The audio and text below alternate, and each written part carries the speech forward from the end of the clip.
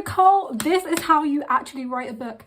As someone who's been writing like for a million years, ever since I was like 5 years old, I am very familiar with trash writing stuff and good writing stuff. So here's what I would like transport back in time and scream at myself to do, because I've tried to write like a million different things. I'm like, oh my gosh, okay, this stuff works really well, this stuff doesn't work really well. So you can take the professional advice from someone who has published 0 books but still knows stuff. Okay, so before writing your actual book, what I would do that I'd find to be really helpful is I would just open a Google document, Word document, Notes app, whatever, and I would just write stuff I like in books. So you can do this by number 1, thinking about all your favorite books and what elements you like, and number 2, watch writing analysis videos of like people reading books and saying what they really liked, and then you can get inspired from those, or just like videos on like how to write this specific XYZ archetype, etc. I remember what I did is I made like playlists for all my characters about like specific character analysis and stuff like that. So that's really good, because then you can figure out what you like. Then in the Google document, when you're writing, oh my god, I really like this, I really like that, you can put like characters, plot, world building, because we need to keep it organized, separate it into those 3, and then you can like do subheadings. So like my protagonist, antagonist, side characters, protagonist number 1, protagonist number 2, then write down all of the traits of stuff you like. So if you're like, oh my gosh, the Brandon Sanderson magic system in Mistborn 8, write that down. If you're like, oh my gosh, the characters in Six of Crows 8, write that down. You know what I'm saying? And then that will actually give you ideas, because then if you're thinking about that, and then just write down tropes you like. For example, I'm obsessed with found family, I'm obsessed with morally grey characters, etc. So obviously those are going to be 2 huge tropes in my book. So let's say you're obsessed with enemies to friends to lovers, you can write that in the under like characters, interpersonal relationships, romance. Like you can have like a thing that says characters, then below it says interpersonal relationships. You can discuss the friendships, the like protagonist and other characters' relationships with each other. Under that subheading romance, and then under the romance subheading you can write, oh my god, I really like, I don't know, enemies to friends to lovers, etc., other tropes, etc. Yeah, etc. Yeah. So then when you've done that, you can just be like, okay, this is basically every single thing I really like in a book, so I have the master plan on how to write it. And then you're gonna write the best book ever. Slay. Because also what you need to think of is, if you're like, damn, I wish I could read a book with XYZ but it doesn't exist, write it yourself, put it in the thing. You can change history, you can literally write it yourself. Or if you're like, damn, I really like historical fiction and I also really like vampires, this is atrocious, but I thought of 2 things I actually don't like. But yeah, if you're like, oh my god, I really like these 2 things, but there's no books that exists, there probably is, but I'm glad I don't know any of any. It sounds scary, but yeah, then you can write it yourself. Oh my gosh, you're writing something you really like, it's unique, it's combining other elements, because the thing is, not everything is unique. Like in chemistry, you have 2 compounds, they create a new thing. I don't know anything about chemistry, guys. I literally did so like I was failing low-key. If you have oxygen and you have carbon, this is wrong. When they come together, they make carbon monoxide. So your book can be carbon monoxide. I know that's probably wrong, but you get what I'm saying. Okay, yeah. Okay, next is the actual planning stage. So what I did is I just made a playlist of like music that I associated with my book. But the thing is, whenever I write books, I always make a million different playlists, so whoops. But yeah, so then make like your playlist and then vibe to it and then write down ideas. So for example, when you've written down like protagonist 1 and then all of the traits of the characters you like, now you can actually write down ideas for your actual character, but keep it in the same subheadings of like, oh my gosh, like characters, protagonist number 1, because you need to actually stay organized. Because I remember when I was in like year 8, I was writing a book and it was an overflowing mess, because I was just writing it down a bunch of like stuff in one huge document, did not organize it, and then when I was actually trying to get to writing it, I was like, I have no idea what's going on because I did not keep it organized. It was just an overflowing mess, and you do not want to do that to yourself, okay? And in the section, you might have to like not be able to keep everything. For example, when I was doing my huge thing, I was like, I really like this psychological mind game manipulation, oh my gosh, element of certain things, but I had to take that away for other stuff in my books. You will have to kill your darlings. Like, maybe you won't, but maybe you'll have to do an infinity snap, get rid of 50% of the things you said you really liked. Maybe you'll have to get rid of 1 or 2. Maybe you'll have to get rid of none. Who knows? But like, don't expect to have every single thing you listed as like your favorite stuff in books to be in your book, because you can just write more books that actually have that in it, you know? And then in terms of actually planning, okay, so for characters, what I've always done is I was like, okay, the character has a goal that they want to achieve, but the character, then write down what the character's goal is, right, in the book. Then write down what the character needs to change about themselves in order to A, it could be, oh my god, the character achieves their goal, slay, or B, the character actually goes through some revelation, realizes the goal is stupid, and then they try to achieve goal B, revelation, oh my gosh, oh my gosh. Then also you need to write down the character's backstory and how that influences them, like and how that influences what they need to do and why they're not doing it. So the thing that's preventing their need from occurring is their backstory. Like, who knows, maybe they have something really cursed going on in their lives, they have low self-esteem due to that backstory, etc. Oh yeah. Also for the characters, what you need to do is, what I also did is I wrote down a secret that the characters have. So it's like, oh my gosh, because when people are reading your book, they're like, when I'm reading a book, like, even, okay, there's 2 differences between trash books. Number 1, trash book that, okay, no, there's 3 types of trash books. First, trash book that is so bad I drop it. 2, trash book that is so bad but it's funny so I keep it. 3, trash book but there's still so many questions and I'm like, oh my god, I want the answers to the questions, so I have to keep on reading it, right? So then that is what you need to do, because even though obviously your book isn't going to be trash, it's going to be amazing, but even from amazing books, all of them have it. It's just like questions that keep you reading because you want to know the answers. So the characters have secrets from each other. Maybe the reader doesn't even know some of the secrets, so we're curious and we need to keep on reading because of those secrets. That's what I also did for the plot section of the book as well. Like, I wrote a separate section called, like, in the plot, called like plot twists, or like subversions of expectation, or like certain questions that are going throughout the books. So then the reader is like, okay, like, I need to read and stay up till like 5 a.m. reading this because I need to hear the answers of the questions. And then for the actual plot outline, just look up some sort of plot outline. Google types of plot outlines, pick one that's your fave, for example, the hero's journey. Don't feel pressured to follow the outline exactly, because your book is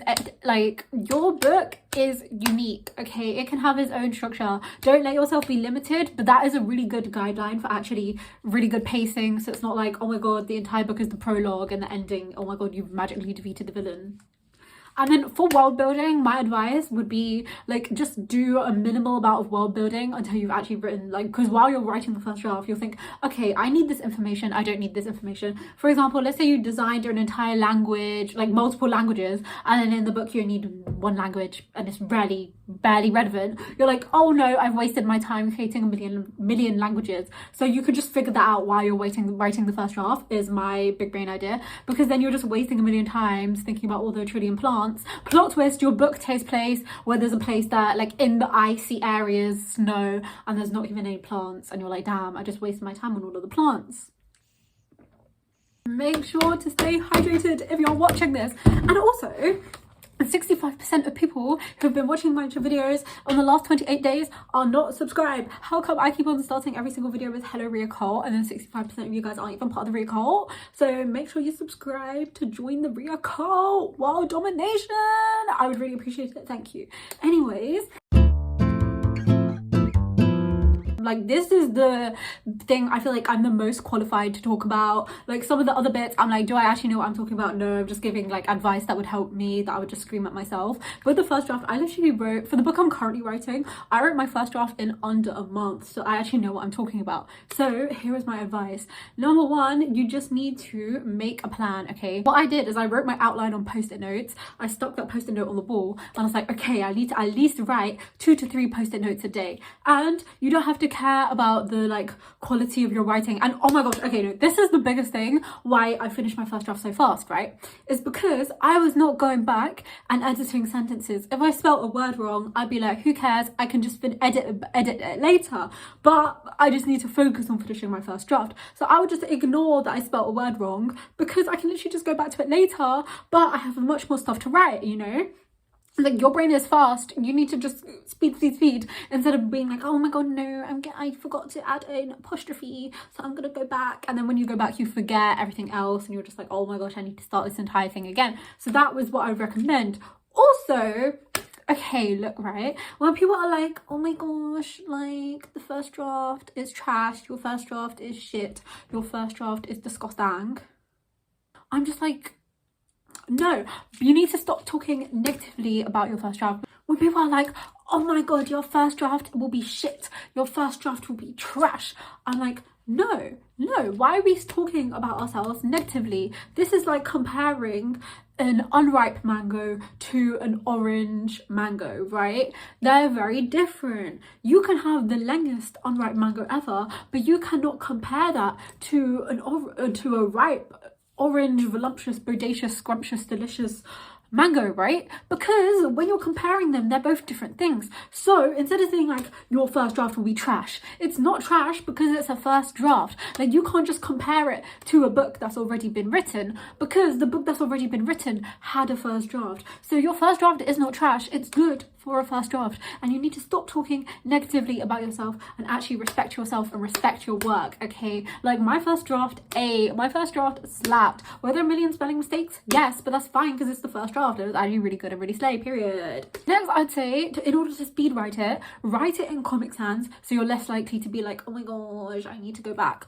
Or what someone in my comment section says, they write their thing in Verdana because it's the AO3 font, and then your brain is like, oh my god, I've read all these amazing fanfics, so I need to now write like that. Or like, oh my god, like my school or uni or whatever does an essay in that font or a different font, you can write in that, so it makes you do it super speed, super like good quality, you know what I'm saying? So change the font, change the color. Like, if you want to make it super awful, do it fuchsia, or you can change it to the brat green and the brat font, brat summer, anyways. So you can just do that. Also, you need to actually stay disciplined and consistent, okay? Like, how do you expect to write your book if you're writing one word every 7 years? It's not gonna happen, I'm sorry, like, no. Brandon Sanderson is literally writing one book every single second. So just think of Brandon. If Brandon can do it, so can you. If Brandon can write one book every millisecond, so can you. It's because he actually consistently writes 1 million words a day, so you just need to write 1 trillion words a day. Also, how I wrote it so fast is I was literally write anywhere. Oh my gosh, okay, this is what I did in year 12 and year 13. I would literally, okay, if I was in school and the teacher, there was like no teacher, or the teacher was trash, or like there was just like a substitute lesson and then there was nothing going on, or like something was useless, I would write a book in class on my phone or on the bus, because I had to take like a 10-hour bus to get to school. Actually, no, I would do work on the bus, but you could write on the bus. You can literally write anywhere, okay? Like, for example, my boy Brandy Sandy again, and when he was at uni, he got a job, and I think it was like a night shift, I might be wrong, don't quote me, hashtag fake Brandon Stan, Brandon Standerson. Okay, yeah, but like, anyways, so Brandon would literally write at his job. You do not have an excuse. You can write. If you're like, oh my god, I don't have the time, that basically translates to, I actually don't care about writing my book. And you need to care, because you need to have self-respect, because you watched this video for a reason and you're like, oh my god, I want to actually achieve my goal. So actually write your first draft. Another tip would be, I literally made a really detailed video of more advice on how I wrote my first draft super fast in under a month. So I will link it here and also in the description. So watch that if you're writing a first draft and you're like, oh my god, like, it's taking 1 million years, I don't know what I'm doing. Watch that, it's really helpful. I'm actually qualified because I actually know how to do that. Editing, on the other hand,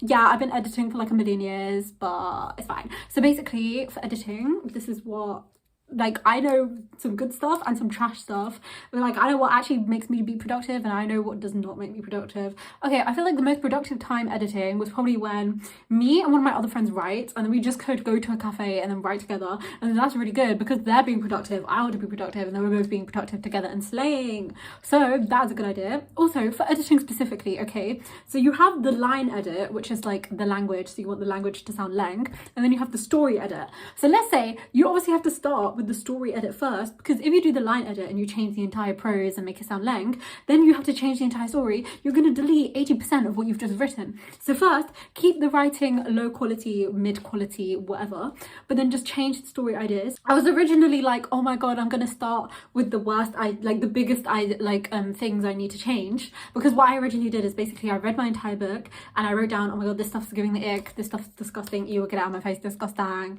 etc. So I was like, okay, I'm gonna start with the biggest issues. Or what I've done now, because I honestly just can't. If you can't be bothered, just pick whatever comment you feel the most motivated to do, because like whatever editing thing, because then you're gonna be like, oh my gosh, oh my gosh, oh my gosh, and then you'll get into the flow and then you'll just want to edit every single thing. Exactly. Then after that, honestly, with my like book I wrote when I was like 14, I did not get beta readers. But for this one, I'm probably just gonna force everyone I know to be a beta reader, including the Rhea cult. You guys can also read it and be like, Rhea, this is shit, Rhea, this is good, etc. So if you've actually gotten this far, congratulations, you beat me. Get beta readers is actually important, because they'll because when you're reading the same book over and over for a million years, you're like, oh my god, I wrote a masterpiece, or oh my god, I literally can't tell what it just looks like. You know when you say the same word like over and over and over and over, now I'm like, oh my god, because I've said it over so many times, I don't even know what over is. That's what it's kind of like with your book. So you need people to actually look at it and not be delulu, but be realistic and be like, Rhea, this is trash, Rhea, this bit ain't, you know. Exactly. Honestly, what you have to do with editing is just stay consistent, like put in the time. Like you can be like, oh my god, I edit super fast, but are you putting in the hours? Are you actually editing? You have no excuse. If you are like, oh my god, like I want to edit but I can't be bothered, I have literally an entire playlist of me just screaming at you to write for motivation, called Writing Motivation. So I'll link it in the iCard. Who knows, it could be here, I'm just pointing in any area, or in the description, right? So then you can actually just watch me. Like some of the videos are called Rhea holds you at knife point to write, Rhea holds you at butter knife point to write, Rhea screams at you to write, Rhea threatens you with a fork to write. I'm also planning on making one called POV Rhea kidnaps you and holds you at gunpoint to write. So if anyone be interested, let me know. I'm also thinking of making a video that's like 2 hours long, and it's like POV, you're writing your book with your friend, but she's screaming at you to actually write and is motivating you for like 2 hours straight. So I'll just like film myself writing and then occasionally yell at you to write so you can watch the video and write. So let me know if you're interested in that as well in the comments. Thank you. Okay, after that, you'll have to publish it. You can self-publish it, you can traditional publish it. Honestly, I literally don't have any qualifications to talk about this because I've not published anything. But maybe just, if you're at that stage, maybe just talk when you get to that stage, because you 100% will. Don't say if, say when. And when you do that, oh my god, my eye. When you do get to that stage, then I'll probably already be at that stage, you know. I can actually give you advice then, hopefully, but just look up other videos. So an active thing you can take away from this video to implement into your own life right now is, if you write something down, you're 80% more likely to do it. Oh my god, also I've been giving you guys some like ASMR for the entire video, you're so welcome. But like anyways, so what you can either do is put in your Google Calendar on like, let's say you need to write consistently. So for example, you're writing one time every single day for 30 minutes, you're writing every single day for 10 hours, you're writing once every week, etc. Whatever fits your schedule, you know. Then put that in your Google Calendar as an idea, or put it on your to-do list, or literally like, you know how you do Duolingos and you get a streak, just write on paper and put writing, and then every single day, and then write down like all the days of the month, highlight it green when you write, highlight it red when you don't write. Or just put reminders on your phone screaming at you to write, or just watch my videos of me screaming at you to write while you write. Or if you're like, oh my god, I can't be bothered to write, just watch me screaming at you to write, because then you'll actually be motivated to write. Because then do you want me to seriously like stab you with a butter knife? No. What you have to actually do is write your book, and if you don't, you aren't prioritizing your goals, because you clicked on this video because you want to write your book, right? So you have to actually write it, because if you're not prioritizing your goals, you're telling yourself, number one, I don't care about my book. Second of all, I don't care about myself. I'm just gonna waste my time doing some dumb shit that does not even benefit my life. Whereas in reality, you need to think of the long-term consequences, not the short-term consequences. You want to create you have an amazing idea in your head, and you know, people will make first draft edits of your characters. People People make fanfic, people make fan art, people will be obsessed, people will buy all your merch. You can make that a reality, but you are the only person who can do that. And you need to do that by actually putting in the hours, you know, because in the future you will look back and be like, damn, I'm so glad I wrote this. Or in the future you can look back and be like, damn, I did an L, I wasted my time doing other shit. So you need to go write your book. Thank you so much for watching. Please subscribe. Also, thank you so much to everyone who has subscribed already, who has commented, who consistently supports my channel. Oh my god, I love reading the comments. And also watch all of my other videos, because watch time and it will help you, and they're good. and subscribe and share the video with other people if you think this will help them. Share it. Okay, bye.